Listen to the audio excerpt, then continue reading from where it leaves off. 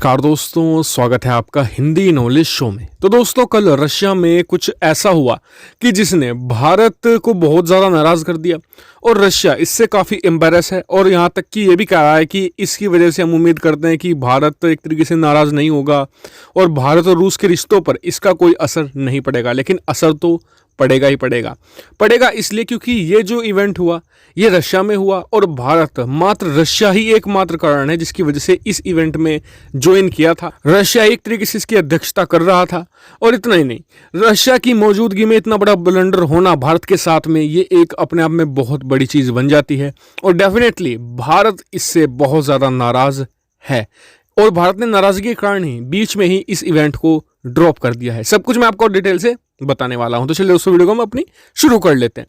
तो दोस्तों, आप सब लोग जानते होंगे कि संघाई कोऑपरेशन ऑर्गेनाइजेशन ये एक संगठन है जिसमें भारत, चीन, रूस, पाकिस्तान, कुछ और central Asian countries, Kazakhstan, Turkmenistan वगैरह देश है इसमें।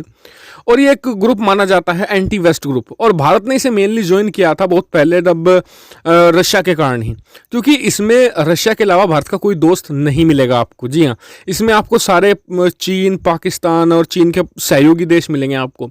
तो यानी कि भारत इसमें हमेशा ज्वाइन होता है रूस की वजह से। और इसमें कल इसकी मीटिंग थी, सभी देशों के जो भी मतलब इसके मेंबर है एससीओ के, इसमें सभी के एनएसए शामिल होने थे, यानी कि नेशनल सिक्योरिटी एडवाइजर। भारत के भी थे अजित डोवाल जी, तो वो वहाँ पर शामिल हुए। उधर से पाकिस्तान के जो एनएसए हैं उन्होंने ऐसी हरकत कर दी जिसने अजित डोवाल बहुत ज़्यादा गुस्सा गए और उन्होंने लाइव मीटिंग में ही ये मीटिंग छोड़ दी और एससीओ की मीटिंग से बाहर निकल गए हैं। दरअसल पाकिस्तान के जो प्रतिनिधि थे उन्होंने कुछ ऐसा नक्शा शो कर दिया जिसमें पाकिस्तान के साथ जम्मू कश्मीर भी पाकिस्तान का हिस्सा दिखाया गया था। वो इतना बेकार मैप है, मैं आपको दिखाऊंगा भी नहीं। तो वो उन्होंने मैप वहाँ पर दिखाया, जिसके बाद अजित डोवाल ने वहाँ पर बिना कुछ कही तुरंत वो मीटिंग ड्रॉप कर दी। और इससे अब ये भी कहा जा रहा है कि आने वाले समय में भारत एससीओ से भी बाहर निकल सकता है, क्योंकि वहाँ पर एंटी इंडिया एक्टिविटी बहुत ज़्यादा होती है एससीओ में। चीन और पाकिस्तान होंगे तो वहाँ पर एंटी इंडिया एक्टिविटी ऑटोमेटिकली होनी निश्चित ही है। तो इसके बाद रूस की तरफ से क्लैरिफिकेशन आई कि हम इस नक्शे को कभी भी एक्सेप्ट नहीं करेंगे, हम भारत को कभी नाराज़ नहीं करेंगे। और यहाँ तक कि चेतावनी भी दी, कहा जा रहा है कि पाकिस्तान को चेतावनी दी गई कि आगे से ऐसी हरकतें वो ना करे वरना उसका अंजाम उसे भुगतना भी होगा। लेकिन ये बात रशिया भी जानता है कि ये बहुत बड़ा ब्लंडर हो चुका है, क्योंकि एससीओ देशों की ही एक युद्धाभ्यास होता है सालाना जिसमें भारत शामिल नहीं हुआ था।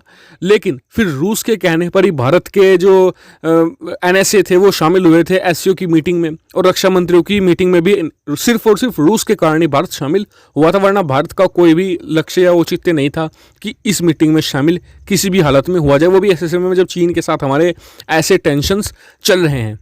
वहीं रूस को अब ये लग रहा है कि कहीं इस ब्लंडर की वजह से भारत और ज़्यादा प्रो वेस्ट यानी कि पश्चिमी देशों की तरफ झुकाव और ज़्यादा ना कर ले, अमेरिका की तरफ, और उसकी तरफ से फिर और ज़्यादा मुंह ना फेर ले।